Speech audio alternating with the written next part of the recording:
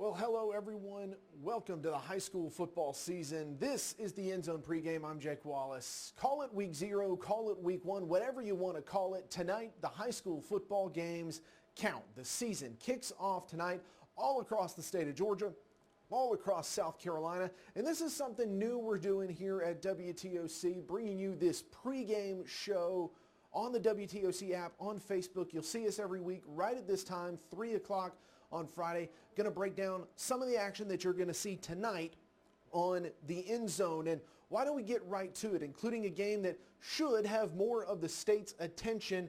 That's the game at Calvary in Midtown Savannah, as the Calvary Day Cavaliers look to build off of that state semifinal season a year ago. The Cavs, 9-5, a young team that got better as the year went on, and plenty of talent returning, including, you saw there, A.J. Butts led the team in tackles a year ago. How about quarterback Jake Merklinger? He's back, as they were both just freshmen a year ago, and then just a ton of talent on the defensive side as well. Troy Ford's the guy who's getting a lot of the college pub, but there's a ton of talent on this Calvary Day squad, and they're going to need it as they open the season tonight against Prince Avenue Christian. Now, who is Prince Avenue Christian? Glad you asked. The Wolverines come in as the defending Class A private champs, 13-1 a year ago. They took down Calvary 42-7 in the season opener a year ago. But the good news for Mark Stroud and the Cavaliers, they don't have to try to figure out how to stop quarterback Brock Vandegrift. He's now up in Athens competing for the backup QB job at UGA. Vandegrift, nearly 4,200 yards passing, 47 touchdowns a year ago. He threw 4 against the Cavaliers in the season opener. He's now gone, but the Wolverines return as the number 3 team in many of the Class A private preseason polls. Going to be a really, really good game coming up tonight in Midtown Savannah. We'll have the highlights coming up to lead off our End Zone show tonight. You can see more on that game right now on WTOC.com. Lindsey Goff had a breakdown of the full game of the week last night. You can see it right now on WTOC.com.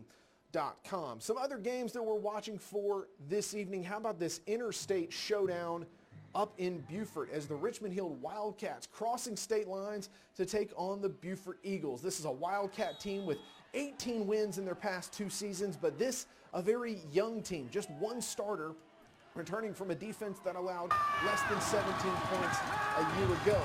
Beaufort, coming off a 5-2 season, they won the 2nd straight region title in 2020, and senior quarterback Tyler Haley returning for his 3rd season as a starter, and Beaufort really punching up to start the year. Richmond Hill, Effingham County, then Benedictine, the first 3 games of the season for the Eagles. Another game we'll be watching a little closer to home, Windsor Forest taking on New Hampstead. This game in Pooler, this actually the first of 2 meetings between the schools this year. It was a 7-6 win for the Phoenix in last year's season opener over the Knights. These 2 teams that tied for that mythical city championship a year ago. Of course, we all remember what happened is Chatham County only played intra-district games, and so not a whole lot that we saw from these 2 outside of Chatham County, but both these teams very positive 2020 seasons, both with 6-2 records. Windsor Forest won 6 straight games to close out the regular season. New Hampstead also going 6-2, and both, probably most importantly coming into this season, coming off full, or at least more regular off seasons with relatively new coaches. Jeb Stewart in his 2nd year at Windsor Forest, Kyle Hockman in his 3rd. And those are just 3 of the games that we are going to be watching this evening. Take a look at these games to watch. We mentioned those first 3, Prince Avenue Christian, Calvary Day, Richmond Hill Beaufort, and Windsor Forest New Hampstead.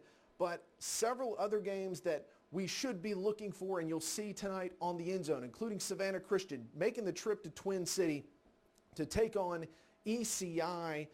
The Raiders of Baker Woodward ranked again to open the season. George Futch, one of the better receivers in the Savannah area. He's going to be looking to be the dynamic playmaker for the Raiders. But ECI looking to build on their season, coming off their first non-playoff year since 2002, are the Bulldogs. How about Bullock Academy at Savannah Country Day? Remember, this GHSA-GISA matchup, it was the Gators who thumped Country Day a year ago, 32-2 in the season opener. The Gators going to be relying on do-it-all Florida State commit Rodney Hill. First game for the Country Day Hornets under new head coach John Mooring. More on Mooring in just a few minutes. And then how about this game over at the Jungle in Metter, where everything is better? Going to be hard to make a better season than the Tigers did a year ago. 13-1, reaching the state semifinals. Metter is 24-3 in their last 2 years. They're coming up against a Swainsboro team coming off 3 straight playoff berths. So an all-Tigers showdown tonight in the Jungle. Dow Kennedy's going to have those highlights for you coming up tonight. There was some games happening last evening. We kicked off the 2021 season last evening in Augusta. Johnson making the trip up to Augusta Christian, and the Smashers were down early, but this will help. The defense making a play, picks off the Lion pass, leads to this. Nolan Bacon plunging it in for the short touchdown, get the Smashers back in it, but look at the wheels on Jeb Bradford. Spins away from the defender, and then he is headed down the sideline for the score. That gave Augusta Christian a 14-7 lead. They'll go on to win 28-21. So the first final of the year, it's Augusta Christian beating Johnson early on. So for now, let's talk about some of the big things that are happening, including the Irk Russell Classic tomorrow night, featuring a showdown between Wayne County and Statesboro at Paulson Stadium in Statesboro. For more on that, I spoke with Wayne County head coach Ken Cribb for this week's edition of Coach Speak.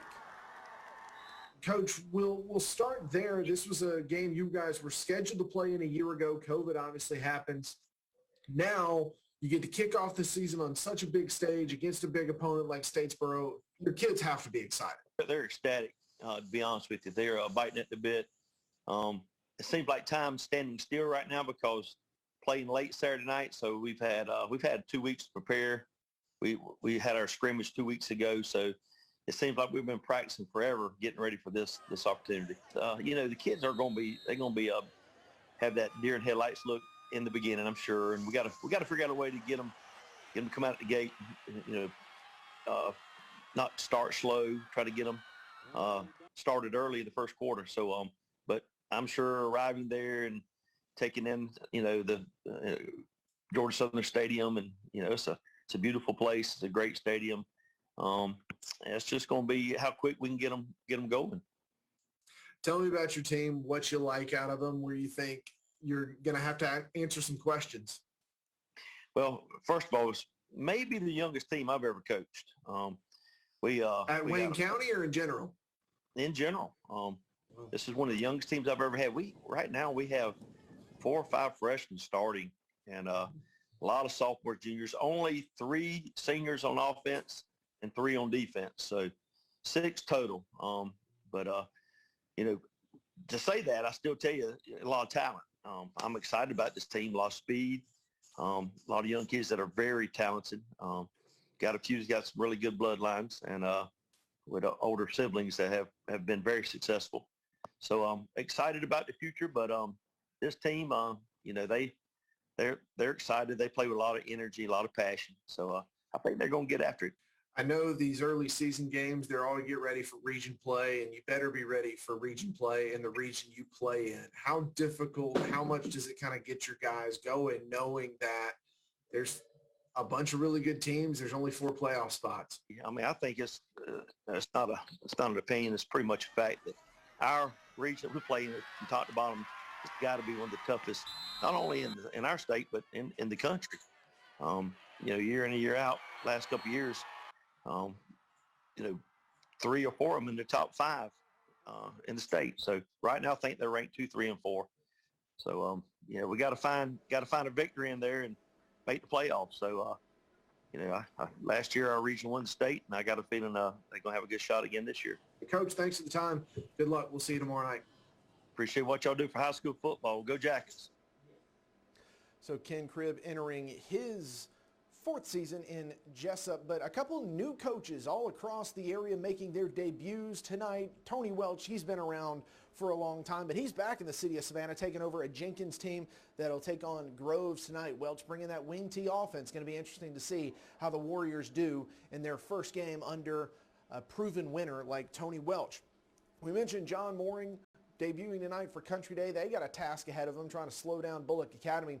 Justin Mullis takes over in Appling County for the great Rick Tomberlin, who retired after a tremendous season with the Pirates last year. Mike Feaster in Long County. Former Georgia Southern quarterback Greg Hill taking over in Claxton. They debut tonight against Tattnall County, so it'll be an all Georgia Southern coaching affair as Hill takes his Tigers to battle former Eagle Isaac Farrell and Tattnall County. Deshaun Brock going to Bradwell after a successful tenure in Mitchell County down in Camilla. And then Jared Zito was supposed to debut tonight for Southeast Bullock. The Yellow Jackets game, though, canceled due to a Screven County closing schools due to COVID over the last few weeks. So going to be a really exciting night of high school football as we kick off the season tonight. If you need even more high school football coverage, and you know you do as we kick off the season tonight, go check out WTOC.com. Our End Zone page is up right now. We've got the scores and the schedule already ready to go. Plus, you can get all the previews to check out your team, find out exactly how they're doing as we are now approaching about 4 hours before kickoff of the 2021 high school football season. Thank you, everybody, for watching. Like I said, we're going to be doing these every Friday right around 3 o'clock. You can catch us on the WTOC app. You can catch us on the WTOC Facebook page. And then, of course, you can catch us tonight on the news. And then we will kick off the End Zone. This evening, myself and Lindsey Goff going to bring you highlights from all across the Coastal Empire and Low Country as the high school football season kicks off this evening. And the place you want to be for the highlights is in the End Zone tonight during the news at 11. Thanks for watching, everybody. Lindsey will have some coverage coming up tonight on the news, and then we'll see you this evening for the End Zone, the first of the season, coming up tonight during the news at 11.